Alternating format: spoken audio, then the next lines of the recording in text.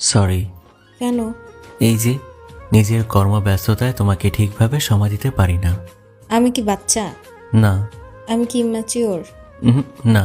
তুমি পুরুষ, তোমার কর্মব্যস্ততাই তোমার শোভা পায়।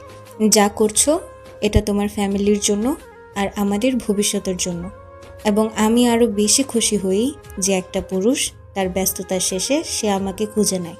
সত্যি আমার আর বলার কিছু নেই। নিজেকে ভাগ্যবান মনে হচ্ছে কাউকে জীবনে পেয়েছি যে কিনা আমার সকল ব্যস্ততা বুঝতে পারে।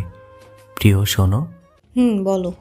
সারা জীবন এভাবে আমার ব্যস্ততার শেষে ক্লান্তি অবস্থায় তোমার নিরে ফিরলে তোমার বুকে আমাকে একটু আশ্রয় দিও, যেটা হবে আমার শান্তির আশ্রয়।